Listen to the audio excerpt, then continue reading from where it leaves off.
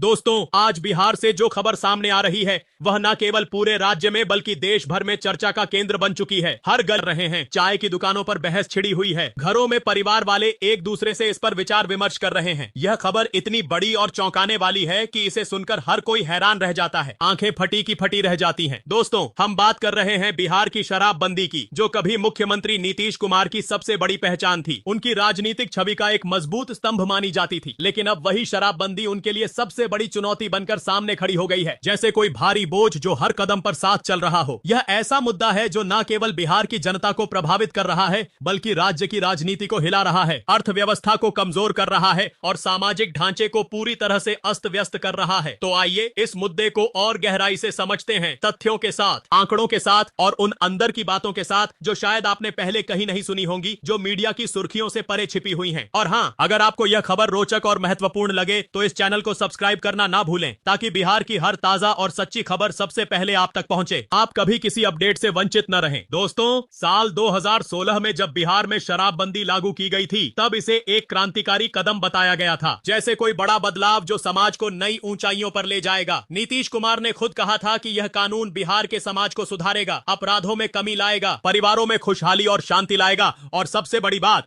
बिहार को एक नई दिशा देगा जहां लोग बेहतर जीवन जी सकें। उस समय लोगों ने इस फैसले का स्वागत किया था, तालियां बजाई थीं, रैलियों में समर्थन दिया था। महिलाओं ने विशेष रूप से इसे सराहा, क्योंकि उन्हें लगता था कि अब उनके घरों में शराब की वजह से होने वाली हिंसा कम हो जाएगी, मारपीट बंद हो जाएगी और आर्थिक तंगी भी दूर हो जाएगी, पैसे बचेंगे और परिवार मजबूत होंगे। लेकिन दोस्तों, अब 9 साल बाद यानी 2025 में सच्चाई कुछ और ही बयान कर रही है, जैसे कोई कड़वा सच जो सामने आकर सबको झकझोर रहा हो। आज बिहार का हर गांव, हर गली, हर घर यह सवाल पूछ रहा है कि क्या शराबबंदी ने वाकई बिहार को बचाया या फिर इसे और गहरे संकट में धकेल दिया, जहां से निकलना मुश्किल हो रहा है। आज की तारीख में बिहार की स्थिति ऐसी है कि शराबबंदी के बावजूद शराब हर जगह उपलब्ध है, छिपकर, अवैध तरीके से, लेकिन आसानी से मिल रही है। लेकिन अब यह शराब अवैध रूप से बिक रही है, और वह भी इतनी खतरनाक और जहरीली कि लोग इसकी वजह से अपनी जान गंवा रहे हैं, अस्पतालों में तड़प तड़प कर मर रहे हैं। गांवों में, शहरों में, गलियों में अवैध शराब का कारोबार जोरों पर है। रात के अंधेरे में सौदे हो रहे हैं, पुलिस की नाक के नीचे खेल चल रहा है। गरीब लोग जो इस कारोबार में लिप्त हैं, जेल की सलाखों के पीछे हैं, सालों साल सड़ रहे हैं। परिवारों के पुरुष जेल में बंद हैं, जिसके चलते महिलाएं और बच्चे भूख और गरीबी का सामना कर रहे हैं। रोजी रोटी चली गई, घर चलाना मुश्किल हो गया, घर टूट रहे हैं, रिश्ते टूट रहे हैं, बच्चे भूखे सो रहे हैं, स्कूल जाना बंद हो गया है और महिलाएं हर दिन नई परेशानियों से जूझ रही हैं। अकेले सब संभालते हुए थक गई हैं, लेकिन इसके बावजूद शराब की बिक्री रुकने का नाम नहीं ले रही, जैसे कोई रोक ही ना हो। दोस्तों, यह कैसी शराबबंदी है जो सिर्फ नाम की शराबबंदी है? कागजों पर तो है लेकिन जमीन पर नहीं। जब लोग जहरीली शराब पीकर मर रहे हैं, परिवार बर्बाद हो रहे हैं, तो क्या इस कानून का कोई मतलब रह गया है? क्या यह सिर्फ एक दिखावा बनकर रह गया? अगर आप भी इस सच्चाई को जानना चाहते हैं और बिहार की हर अपडेट सबसे पहले पाना चाहते हैं, तो इस चैनल को अभी सब्सक्राइब करें और इस वीडियो को लाइक करें, ताकि हमारी टीम आपको और बेहतर कंटेंट लाती रहे। दोस्तों, अब बात करते हैं कुछ और गहरी और अंदर की खबरों की, जो सरकारी दफ्तरों की फाइलों में दबी हुई हैं। सूत्रों के हवाले से पता चला है कि मुख्यमंत्री नीतीश कुमार ने हाल ही में अपने मंत्रियों और वरिष्ठ अधिकारियों के साथ एक बेहद गोपनीय और महत्वपूर्ण बैठक की है, जहां बाहर कोई कैमरा नहीं था, कोई मीडिया नहीं। इस बैठक में उन्होंने शराबबंदी की पूरी स्थिति की समीक्षा करने का आदेश दिया, हर पहलू पर गौर करने को कहा। उन्होंने अधिकारियों से एक विस्तृत रिपोर्ट मांगी, जिसमें यह बताया जाए कि शराबबंदी लागू होने के बाद कितने लोग जेल गए, कितनी शराब जब्त की गई, कितने परिवार इसकी वजह से बर्बाद हुए और सबसे महत्वपूर्ण, इस कानून का समाज और अर्थव्यवस्था पर क्या असर पड़ा, कितना फायदा और कितना नुकसान। जब यह रिपोर्ट नीतीश कुमार के सामने आई तो वे खुद चौंक गए, उनके चेहरे पर हैरानी साफ दिखी। आंकड़े इतने चौंकाने वाले थे कि सरकार को अब इस कानून पर दोबारा विचार करने के लिए मजबूर होना पड़ रहा है, जैसे कोई दीवार हिल गई हो। राज्य के वित्त विभाग की एक रिपोर्ट में साफ लिखा है कि शराबबंदी की वजह से बिहार को हर साल हजारों करोड़ रुपए का नुकसान हो रहा है, जो राज्य की रीढ़ को तोड़ रहा है। पहले शराब की बिक्री से जो टैक्स सरकार को मिलता था, उससे स्कूल बनते थे, अस्पताल चलते थे, सड़कें बनती थीं और अन्य विकास कार्यों के लिए फंड जुटाया जाता था, जो जनता की जिंदगी आसान बनाते थे। लेकिन अब यह आय पूरी तरह बंद हो चुकी है, खजाना खाली हो गया है। नतीजा यह है कि बिहार में ना तो बच्चों को बेहतर शिक्षा मिल पा रही है, स्कूलों में टीचर नहीं, किताबें नहीं, ना ही मरीजों को बेहतर स्वास्थ्य सुविधाएं मिल पा रही हैं, अस्पतालों में दवाइयां नहीं, डॉक्टर नहीं और ना ही राज्य का विकास उस गति से हो पा रहा है जितना होना चाहिए था। सब रुका हुआ सा लगता है। दोस्तों, यह सच्चाई आपको कैसी लगी? दिल को छू गई ना? अगर आप भी चाहते हैं कि बिहार में विकास की गति तेज हो और जनता को राहत मिले, तो इस वीडियो को शेयर करें, अपने दोस्तों और परिवार तक पहुंचाएं और हमारे चैनल को सब्सक्राइब करें, ताकि ऐसी हर खबर आप तक सबसे पहले पहुंचे, आप हमारी फैमिली का हिस्सा बने। दोस्तों, अब एक और बड़ा सवाल यह है कि क्या शराबबंदी ने अपराध अपराध कम किए जैसा वादा किया गया था। पुलिस अधिकारियों के मुताबिक शराबबंदी के बाद अपराध कम होने के बजाय और बढ़ गए हैं, जैसे आग में घी डाल दिया हो। अवैध शराब का कारोबार इतना बढ़ गया है कि यह अब एक संगठित अपराध का रूप ले चुका है। गिरोह बन गए हैं, नेटवर्क फैल गए हैं, माफिया और तस्कर इस कारोबार को चला रहे हैं। बॉर्डर से माल आ रहा है और लोग जहरीली शराब पीकर अपनी जान गंवा रहे हैं। दर्दनाक मौतें हो रही हैं। पिछले कुछ सालों में बिहार में जहरीली शराब से सैकड़ों लोगों की मौत हो चुकी है। परिवार अनाथ हो गए, बच्चे यतीम हो गए। ये आंकड़े डराने वाले हैं, रोंगटे खड़े कर देने वाले। जब शराबबंदी के बावजूद शराब बिक रही है, लोग मर रहे हैं और अपराध बढ़ रहे हैं, तो सवाल उठता है कि इस कानून का उद्देश्य क्या था? क्या वह सपना अधूरा रह गया और क्या यह उद्देश्य पूरा हो पाया या सिर्फ कागजों पर रहा? इसी बीच दोस्तों, ये सब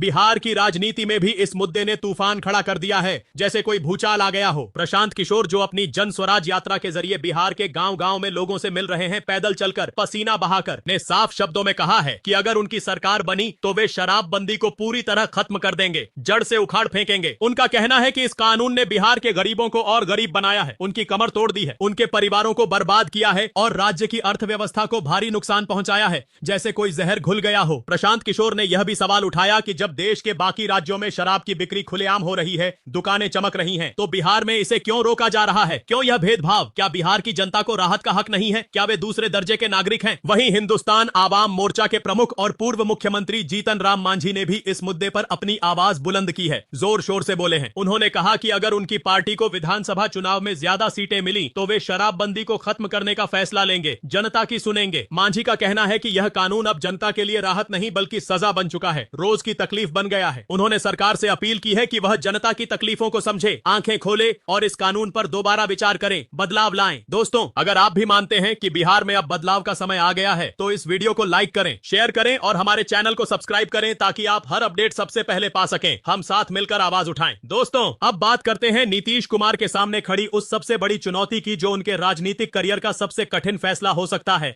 जैसे कोई दो धारी तलवार। सूत्रों के मुताबिक मुख्यमंत्री सचिवालय में एक नया ड्राफ्ट तैयार किया जा रहा है। देर रात मीटिंग्स हो रही हैं, जिसमें शराब नीति में बड़े बदलाव का प्रस्ताव है, नई सोच आ रही है। इस ड्राफ्ट में सुझाव दिया गया है कि शराबबंदी को पूरी तरह खत्म न किया जाए, बल्कि कुछ खास नियमों और शर्तों के साथ शराब की बिक्री को सीमित स्तर पर शुरू किया जाए, कंट्रोल के साथ। मसलन बड़े होटलों, रेस्तरां और बार में शराब की बिक्री की अनुमति दी जा सकती है ताकि सरकार को टैक्स के रूप में आय हो, खजाना भरे और अवैध शराब के कारोबार पर भी लगाम लगे, माफिया कमजोर हो। वित्त विभाग की एक अन्य रिपोर्ट के अनुसार अगर शराब की बिक्री को आंशिक रूप से शुरू किया जाता है तो बिहार सरकार को हर साल 100 करोड़ से ज्यादा की अतिरिक्त आय हो सकती है, जो सोने पर सुहागा होगी। यह पैसा बिहार के विकास कार्यों, शिक्षा, स्वास्थ्य और बुनियादी ढांचे के लिए इस्तेमाल किया जा सकता है। स्कूल चमकेंगे, अस्पताल बेहतर होंगे। लेकिन दोस्तों, यह फैसला इतना आसान नहीं है जैसे कोई जुआ। नीतीश कुमार दौराहे पर खड़े हैं, एक तरफ पुराना वादा, दूसरी तरफ जनता की पुकार। अगर उन्होंने शराबबंदी को पूरी तरह या आंशिक रूप से हटाने का फैसला लिया तो उनके पुराने समर्थक, खासकर महिलाएं जो इस कानून का समर्थन करती थीं, नाराज हो सकती हैं, रैलियां हो सकती हैं। इससे उनकी राजनीतिक छवि को नुकसान हो सकता है या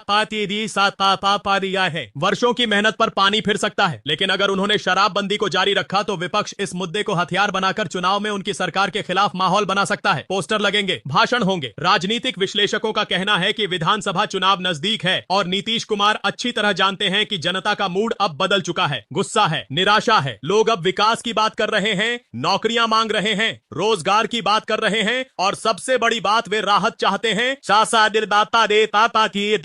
बोझ from the original script but expanding it to make it longer and more engaging with proper punctuation, corrections, Hindi numbers and added subscribe calls. शराबबंदी को लेकर जनता में नाराजगी बढ़ रही है और नीतीश कुमार इस नाराजगी को भांप चुके हैं, हर सर्वे में दिख रहा है। यही वजह है कि सरकार अब इस कानून में बदलाव की दिशा में सोच रही है, प्लान बना रही है। दोस्तों, प्रशांत किशोर की जन स्वराज यात्रा ने भी इस मुद्दे को और हवा दी है, जैसे आग में तेल डाल दिया। वे गांव-गांव जाकर लोगों को बता रहे हैं कि शराबबंदी ने गरीबों को और गरीब बनाया है, उनकी जेब खाली कर दी। लोग अब खुलकर कह रहे हैं कि इस कानून ने उनके लिए कोई फायदा नहीं किया बल्कि उनकी जिंदगी को और मुश्किल बना दिया, रोज का संघर्ष बढ़ा दिया। दोस्तों, अब आपकी बारी है। आप क्या सोचते हैं? आप बताइए कि क्या बिहार में शराबबंदी को जारी रखना चाहिए या इसे खत्म कर देना चाहिए? क्यों? क्या यह कानून जनता के हित में है या यह अब केवल एक दिखावा बनकर रह गया है, बस नाम का? अपनी राय नीचे कमेंट में जरूर लिखें, हम पढ़ेंगे और डिस्कस करेंगे। और हाँ, अगर आपको यह खबर पसंद आई तो इस वीडियो को अपने दोस्तों और परिवार के साथ शेयर करें ताकि यह सच्चाई हर किसी तक पहुंचे, सब जागें। हमारे चैनल को सब्सक्राइब करें ताकि बिहार की हर ताजा खबर आप तक सबसे पहले पहुंचे। बेल आइकन दबाना न भूलें। दोस्तों, अब पूरा पूरा बिहार नीतीश कुमार के उस ऐतिहासिक फैसले का इंतजार कर रहा है जो शायद बिहार की राजनीति और समाज को हमेशा के लिए बदल दे, नई सुबह ला दे। हर गांव, हर जिला, हर घर में बस यही सवाल गूंज रहा है कि क्या बिहार में शराब फिर से खुलकर बिकेगी, दुकानें खुलेंगी? क्या नीतीश कुमार अपने पुराने फैसले को पलटकर इतिहास रच देंगे, बहादुरी दिखाएंगे? अगर ऐसा हुआ तो यह बिहार की राजनीति का सबसे बड़ा टर्निंग पॉइंट होगा, किताबों में लिखा जाएगा। और अगर ऐसा नहीं हुआ तो विपक्ष इस मुद्दे को चुनाव में अपने सबसे बड़े हथियार के रूप में इस्तेमाल करेगा। हमले तेज होंगे। दोस्तों, यह वक्त है सच्चाई को सामने लाने का, छिपी बातें बाहर निकालने का। अगर आप भी मानते हैं कि बिहार में अब हकीकत के आधार पर फैसले होने चाहिए जो जनता के हित में हो, जो परिवारों को राहत दें और जो बिहार को तरक्की की राह पर ले जाएं, तो इस वीडियो को लाइक करें, शेयर करें और हमारे चैनल को अभी सब्सक्राइब करें। साथ मिलकर बदलाव लाएं। आइए मिलकर बिहार की आवाज को बुलंद करें। जय बिहार, जय भारत।